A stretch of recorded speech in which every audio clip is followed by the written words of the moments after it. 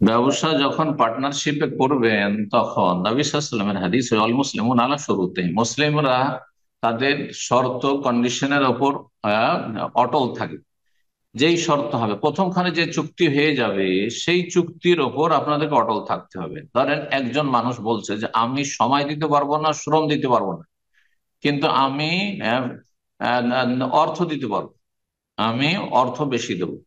আরেকজন বলছে আমি পয়সা টয়সা দিতে পারবো না, অথবা অল্প স্বল্প দিতে পারবো, আমি শ্রম দেব। হ্যাঁ, আমি শ্রম দেব, ইত্যাদি। এইভাবে বিভিন্ন লোক বিভিন্ন ভাবে শরিক হচ্ছে, আর তারপরে তাতে তারা চুক্তি, যার ওপর সবার সম্মতি হয়ে যায়।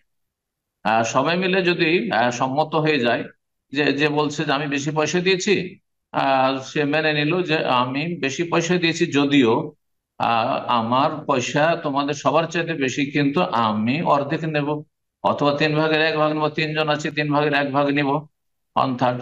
আর যে শুধু শ্রম দেবে, পয়সা দিতে পারে, সে বলছে আমিও 3 ভাগের 1 ভাগ নেব, কোনো অসুবিধা নেই। বা আমি অর্ধেক নেবো, দুজন মিলে পার্টনারশিপ, তো আমি অর্ধেক নেবো শুধু শ্রম দিয়ে, আর আপনি টাকা দিয়ে অর্ধেক নেবেন, জায়েজ আছে, যেমন শর্ত হবে। কিন্তু সেখানে যেন কোনো খেয়ানত না হয়, বেইমানি না হয়, জালিয়াতি না হয়। কারণ যারা এই টাকা পয়সাগুলো নাড়াচাড়া করে, তারা অধিকাংশ বেইমানি করে। আজকাল ইমান এত দুর্বল, দিনী ভাই দিনী ভাই দিনী ভাই, আল্লাহ হেদায়েত করতে। তো দেখা যাচ্ছে যার হাতে টাকা, তার কোনো লস থাকে না। ওর নিজের টাকা আগে পকেটে ভরে নিয়েছে, লাভ, হ্যাঁ, বা আসল পুঁজি। আর তারপরে লস খাবে ও, যার হাতে টাকা পয়সা নাড়াচাড়া নেই, সে লস খাবে, তাকে সব লস শোনাচ্ছে। তো এইরকম যদি খেয়ানত করে, তাহলে তো ফেঁসে যাবে, বান্দার হক নষ্ট করে, আল্লাহকে নষ্ট করে, কিয়ামতের দিনে। আর নেকি দিয়ে পেমেন্ট করতে হবে, দিতে হবে, দুনিয়ায় দেন আর আখেরাতে দেন, কিন্তু দিতে হবে। আল্লাহ জানছেন সবকিছু। এক কথা বলছি, যদি চুক্তি হয়, যেমন চুক্তি হবে সেই মোতাবেক লভ্যাংশ নিতে পারবেন, তাতে কোনো যায় আসে না।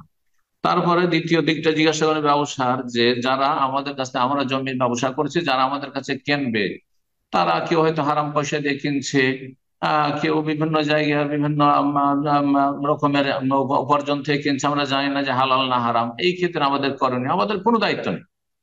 এখন কেউ সুদের টাকা দিয়ে কিনলো লোন নিয়ে, না একজন আরেকজন কিনলো আপনার সে হারাম ব্যবসা, মদের ব্যবসা দিয়ে, আর একজনকে আপনি শুকুরের ব্যবসা দিয়ে, আমাদের কোনো দেখার বিষয় নাই।